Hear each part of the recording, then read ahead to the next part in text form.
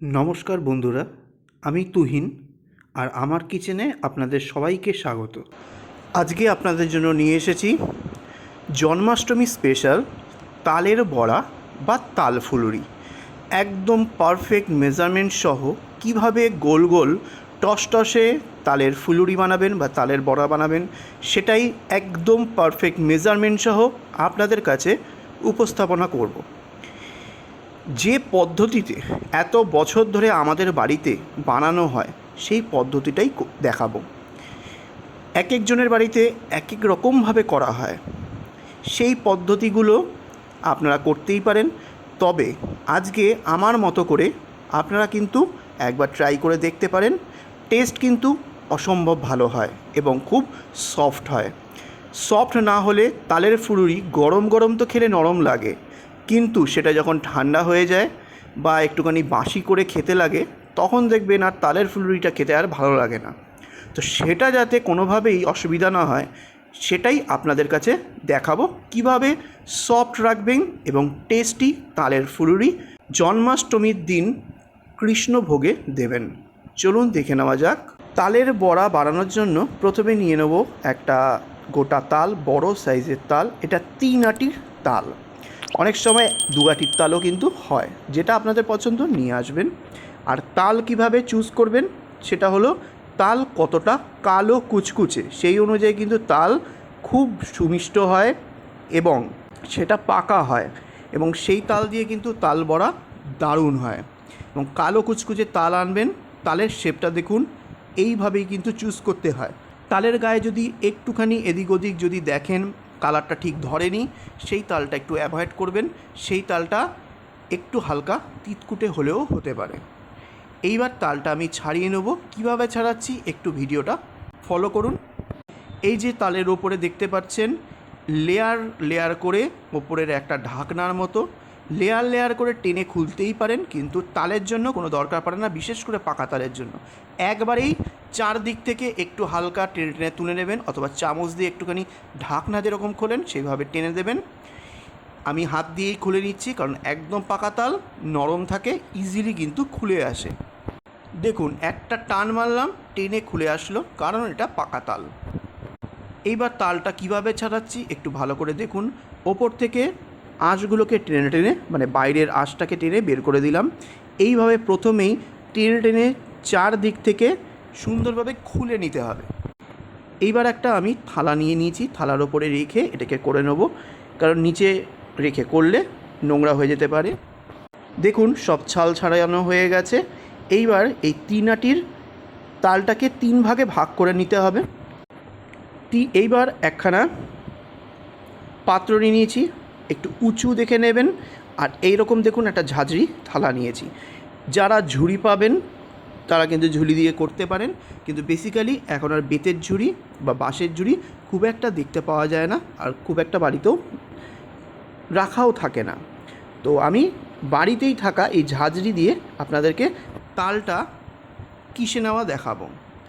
এই দেখুন, ঝাঁঝরিটার মধ্যে আমি তালটাকে ভালো করে ঘষে নেব, আর একটা ছোট বাটিতে জল সাইডে রেখে দেবো। যখনই দেখবেন হাতে লেগে লেগে যাচ্ছে বা তালের কাঠটা বেরোচ্ছে না, বা মানে পাল্পটা বেরোচ্ছে না, তখন একটু জলটা দিয়ে তালের আটির মধ্যে ভালো করে একটুখানি মাখিয়ে দেবেন। তাহলে কিন্তু খুব সুন্দরভাবে তালের আটি থেকে পাল্পগুলো বেরিয়ে আসবে। একটু হাতে জল মাখাবেন আর একটুখানি ঘষবেন। এইভাবে করতে করতে দেখুন নিচে, আমি এই থালাটা তুলে দেখাচ্ছি কী সুন্দরভাবে পাল্পগুলো নিচে পড়ছে। এইভাবে একটুখানি সময় নিয়ে, এই ছাড়ানোটাই হচ্ছে খুব টাফ। একটু সময় নিয়ে করবেন। একটা দিনই পুজো, একটু ভোগের জন্য ভগবানের উদ্দেশ্যে নিবেদন করলে মনটাও ভালো থাকে। এইভাবে ঘষে ঘষে আমি পুরো পাল্প বের করে নেব, এবং শেষ অবধি জল মাখিয়ে মাখিয়ে করে নেব, যাতে পুরো সাদা হয়ে যায় আটিগুলো। এভাবে আমি 3টে আটি ঘষে পাল্পটা বের করে নেব। দেখুন, 3টে আটি ঘষে কতটা পাল্প বেরিয়েছে। এতটা পাল্প দিয়েই আমি তালের বড়া বানাবো। আর যদি আপনারা মনে করেন যে এই তালের পাল্প অনেক হয়ে যাবে আপনাদের পরিবারের জন্য, এর হাফ পোর্শন তুলে রেখে কখনোই নিচের ফ্রিজের নিচের অংশে রাখবেন না।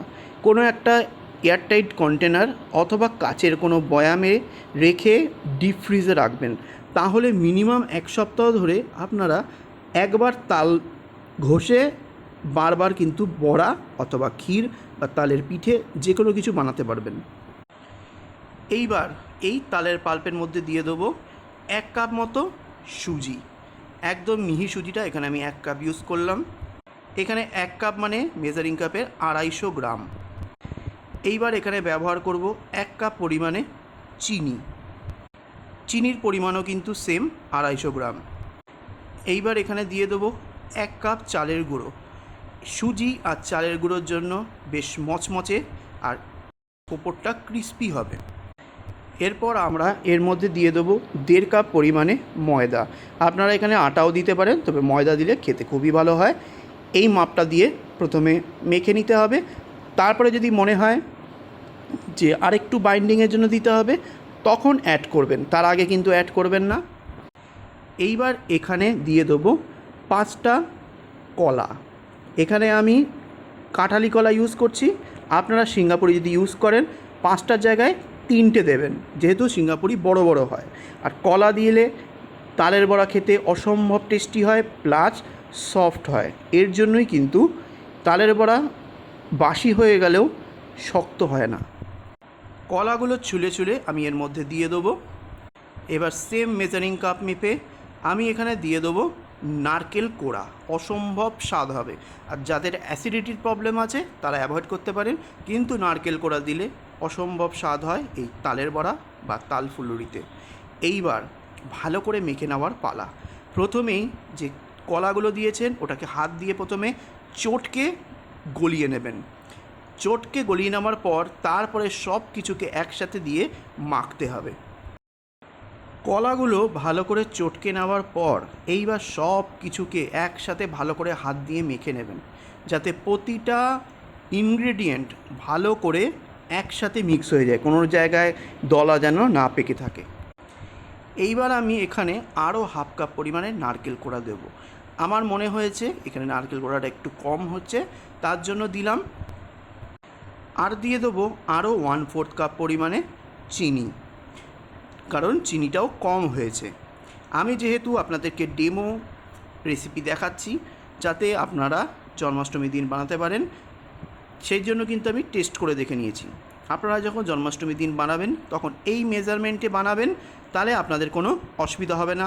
পারফেক্ট মিষ্টি আর পারফেক্ট সামঞ্জস্য থাকবে প্রতিটা ইনগ্রেডিয়েন্টের।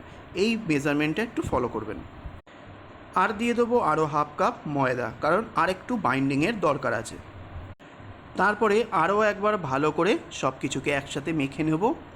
মেখে নেওয়ার পর এইখানে দেখুন অনেকটা টাইট লাগছে, তো এটাকে আপনি ভালো করে ফেটাতে পারবেন না। তার জন্য অল্প অল্প করে একটু একটু করে জল দেব, দিয়ে ভালো করে ফেটাবো। আপনারা এখানে কিন্তু জলের পরিবর্তে দুধও ইউজ করতে পারেন, সেটাতেও কিন্তু অসম্ভব টেস্ট হয়।